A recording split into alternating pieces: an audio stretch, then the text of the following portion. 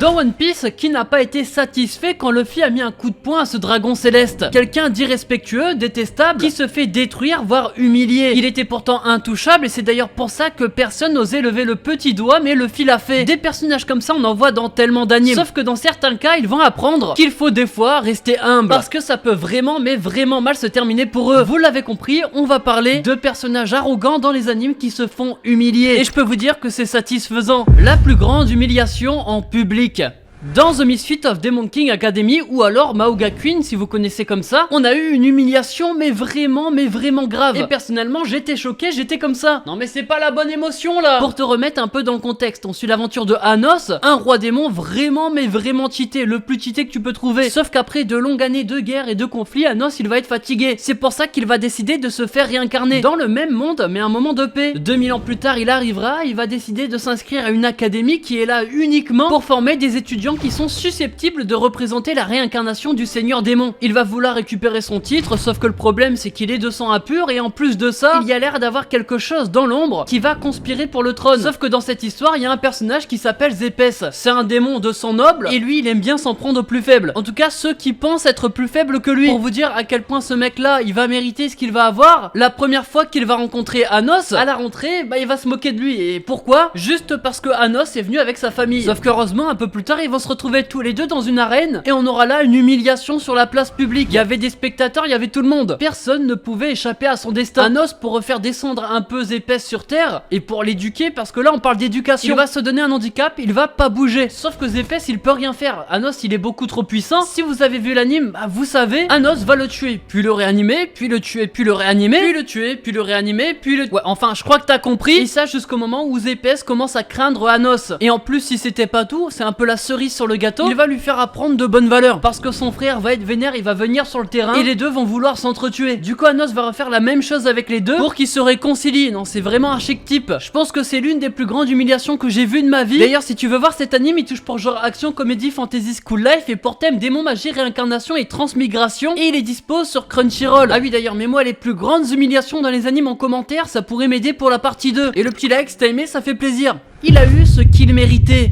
Hunter x Hunter, c'est le genre d'œuvre où il y a beaucoup de personnages. Comme chaque arc est différent, on rencontre à chaque fois de nouveaux personnages. Et soit on a des méchants plutôt arrogants, soit on a des hunters qui eux sont sûrs de leur puissance et sont aussi arrogants. Sauf qu'on a réussi à passer outre tout ça parce qu'il y a bien un personnage qui a réussi à les faire éclipser. Un personnage vraiment chiant. Et lui, il a récolté ce qu'il a semé. Ce personnage, il prend place dans l'arc Fourmi Chimère ou Chimera Ant ou alors la daronne de Franck. Bon, on va éviter cette blague alors qu'en plus elle est très sympa. Pour ceux qui s'en souviennent pas, dans cet arc, il y avait une reine fourmi, elle pouvait donner naissance à des fourmis génétiquement modifiées, et ça en fonction de ce qu'elle mangeait. Du coup les fourmis devenaient de plus en plus bizarres et de plus en plus puissants. Il y en a même, ils ont réussi à contrôler le naine, et ce personnage en fait partie. Il s'appelle Jido ou Shitu, une fourmi chimère mélangée avec un guépard. Il est tellement rapide que d'après lui, personne peut le battre et personne peut l'atteindre. D'ailleurs il va chercher à se battre, mais uniquement pour se vanter de ses capacités. Il va d'ailleurs se battre contre Moro, il va perdre juste parce qu'il est un peu bête. C'est d'ailleurs ce qu'on lui reproche, il se bat que contre des nuls, et derrière il va se sentir trop fort. Que nenni, je peux vous dire que ça l'a pas sauvé. Vers la fin de l'arc, on voit le papy Zoldyck arriver sur les Chimera Ant. Son rôle, ça a été d'emmener Netero et Meruem un peu plus loin. Du coup, une fois que c'est fait, il se casse, et c'est là que le guépard maléfique va arriver. Il peut quand même courir jusqu'à 180 km/h, hein. Rendez-vous compte. Il va continuer de se vanter, sa technique est infaillible, il va forcément gagner, il est trop rapide, etc.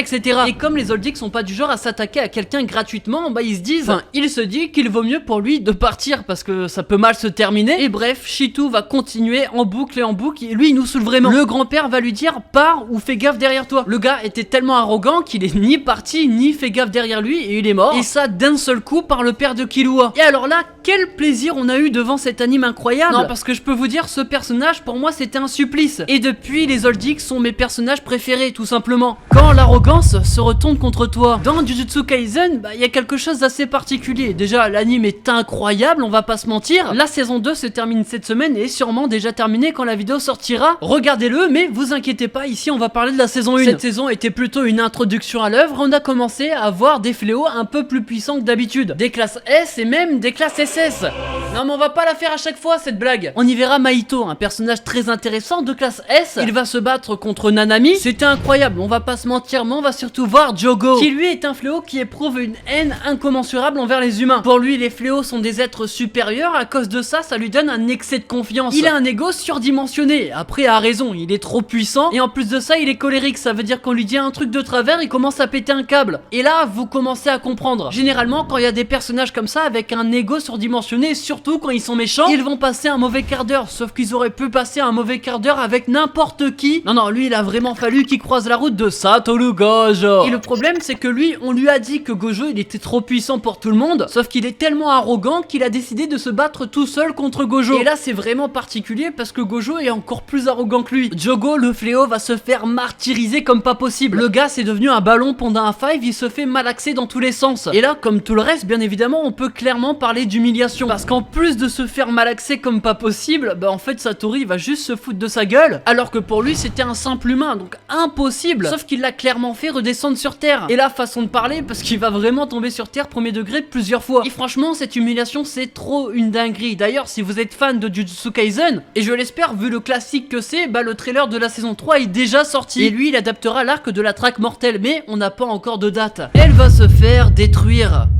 Si tu connais pas Overlord, il faut absolument que tu le regardes. Comme c'est moins connu, je vais te mettre un peu dans le contexte. L'histoire se passe dans un jeu vidéo qui est le plus populaire du moment, sauf que malheureusement il va fermer ses serveurs à minuit. Et nous on suit un joueur qui se fait appeler Momonga. Chef d'une guilde, il va décider tout seul d'attendre jusqu'à la fermeture du jeu. Le problème c'est que minuit passé et lui il est encore dans le jeu. Et ça va plus être comme avant. Les commandes de jeu n'existent plus, les PNJ ne sont plus comme avant. Mais Momonga va prendre les choses en main pour faire de son nom une légende. Un anime incroyable qui va nous faire introduire divers personnages. Certains nous ont marqué comme le personnage principal avec son chara design plutôt particulier, squelettique. Il y aura aussi Albedo, mais attention c'est pas une musique d'Al Capote. Une fille avec une personnalité plutôt particulière, on verra dès le début, mais dans l'arc 2 on va nous introduire un personnage détesté de tous. Elle est vraiment connue pour ça, elle s'appelle Clémentine et ça vous dit sûrement quelque chose. C'est une guerrière, sauf que dans sa tête c'est une psychopathe. Ses passions dans la vie c'est la torture et le meurtre. Et si ça la rendait pas suffisamment détestable, même si on va pas se mentir c'est déjà suffisant, comme c'était une ancienne guerrière, bah elle est extrêmement confiante, c'est-à-dire qu'elle a un ego et une arrogance à un niveau que t'imagines même pas. Elle se sent invincible, elle se croit quasi imbattable. Et quand je suivais cette œuvre, j'en avais déjà assez vu. Elle m'énervait mais un point t'imagines même pas. Et heureusement que la route tourne à tourner, elle va croiser la route de Heinz, en fait c'est le perso principal. Elle va lui manquer de respect, l'insulter, tout ça, sauf qu'elle ne savait pas qu'elle avait aucune chance de le battre. Elle a essayé de berner l'imbernable, c'est plus une sauce bernaise, c'est une sauce bernée.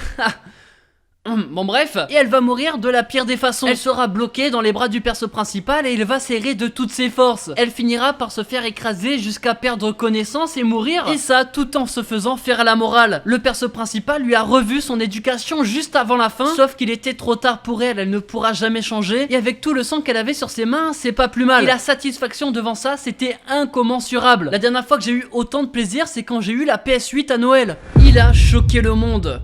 On a parlé de personnages arrogants qui se font humilier, et là dans One Punch Man il y en a un, et on était obligé d'en parler. C'est un personnage à la fois arrogant mais aussi incroyable. Mais alors qui est-il? La saison 1 de One Punch Man a su conquérir le public, un mélange entre parodie, action et une animation incroyable. Forcément les gens étaient déçus de la saison 2 à cause de ça, l'animation était moins bien, ce qui est vrai, mais l'anime restait quand même incroyable. Dedans on y voit Garo, et décidément on a Albedo, Garo, le prochain ça va être Cendrier. Ouais non en fait l'idée est pas ouf, c'est mon personnage préféré, juste après Saitama et le mec à vélo. Garo est très puissant et il maîtrise les arts martiaux, et ça parce qu'il a pu s'entraîner dans diverses dojos. Sauf que maintenant il se prend pour un méchant, il s'attaque au héros, c'est pourquoi on va l'appeler le chasseur de héros. Lui il est arrogant, cruel, et tous les synonymes du genre, il veut même qu'on le considère comme un monstre de classe dragon, et là c'est très rare qu'il y en a qui arrivent à ce stade. À chaque fois qu'il se bat contre quelqu'un, il est tellement arrogant qu'il lui manque de respect, verbalement mais aussi physiquement, mais attention ça dépend contre qui, parce que contre Batman il aurait pu se faire détruire, et ça va être un personnage emblématique de l'œuvre. Et lui, dans la saison 2, il va croiser la route de Saitama. Ça a été très rapide, on va pas se mentir. Garo a fait des dingueries, hein. Il s'est battu contre plusieurs héros à la fois. Sauf que là, il sera face à un seul, il va donner le premier coup, et d'une fraction de seconde, il va se retrouver à lui-même vendre dans le marché auquel il était. Il va devenir marchand de seum. Non, à partir de là, je pense qu'il s'est rendu compte qu'il ne pourra jamais être le méchant auquel il espérait. Cette humiliation était très rapide, et si je vous en parle, c'est parce que c'est un perso que j'apprécie énormément, même si lui, il n'est pas mort sur le coup. coup hein. D'ailleurs, à la fin de la saison, il va s'enfuir contre son gré et il devra abandonner ses ambitions personnelles. On attend grandement la saison 3 et on espère qu'elle arrive rapidement. Bref, on a parlé des humiliations dans les animes, des personnages arrogants qui se font humilier. Comme d'hab, si t'as aimé, tu peux lâcher un petit like, ça fait plaisir et ça aide beaucoup. N'oublie pas en commentaire, mets-moi des humiliations, pas forcément de personnages arrogants, mais pour une potentielle prochaine vidéo. C'était Rush Manga, je vous souhaite la bonne année et on se retrouve dimanche prochain comme d'hab. Ciao, bye bye.